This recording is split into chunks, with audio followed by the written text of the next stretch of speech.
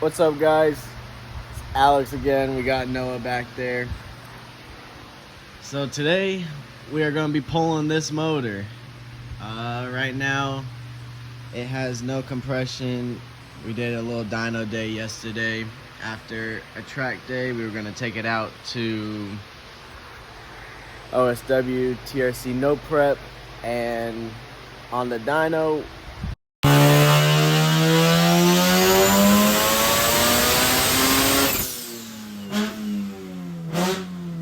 it just wasn't happy.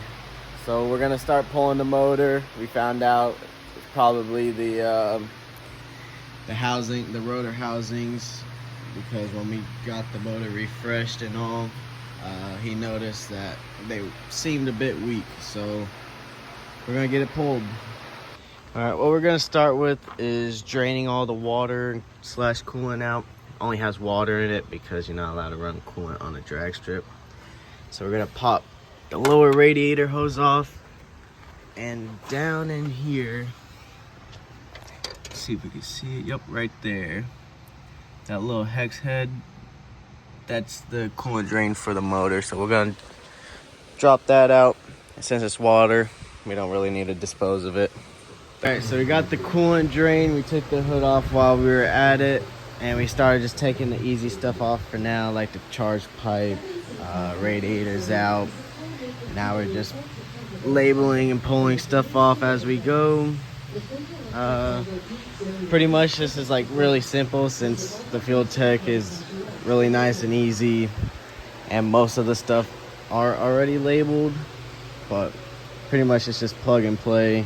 Now I just gotta get oil, some grounds off, and yeah. All right, so we got, should I turn the music off? Yeah, sorry, I had to turn the music off just in case. But we got the oil cooler out, all the plugs are off, oil lines, all the electrical, just gotta do, what else? Oil line here, and then pretty much just drain the oil and take the transmission bolts off, and should be ready to pop out. We're gonna pop it out with the turbo still on. We just disconnected the exhaust, and pretty much all accessories, top plenum, I'm gonna keep all that on so it's easier. It's a lot of room, so we don't really have to worry about all that stuff. But yeah, if you guys don't remember, that's the car. And we took it to an event October, to the World Sport Compact. Put in the 1150s class. We broke out too many times, and at 1120 something, I don't exactly remember, but we lost first round because I let off still doing 11.3, so let that person go on. But now we're here.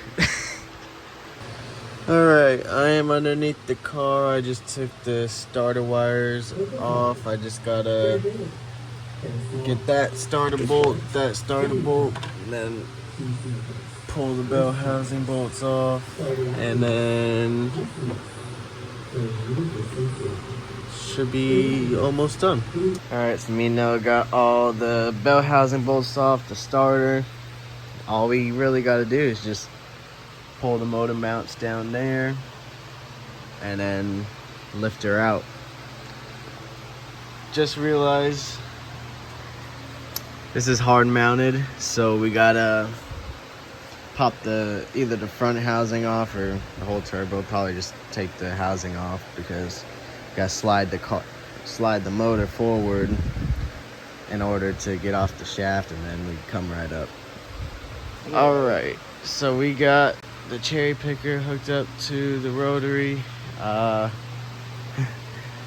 we're going to the intake manifold bolt and center housing, front housing wrapped around the intake, so it keeps from tipping back.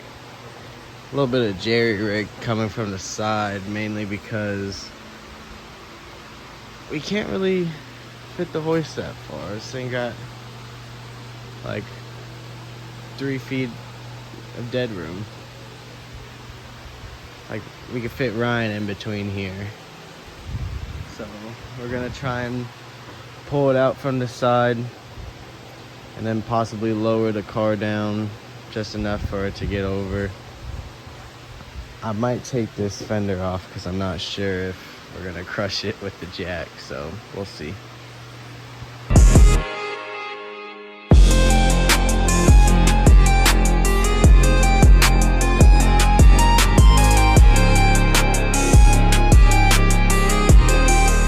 Got the motor out.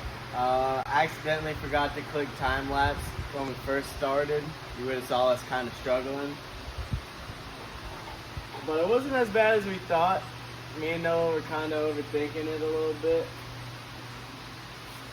But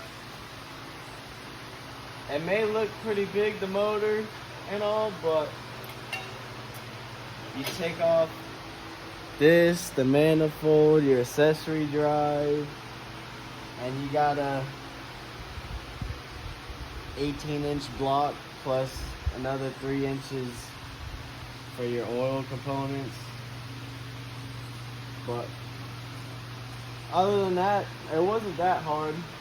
We were definitely overthinking at first, but got it out.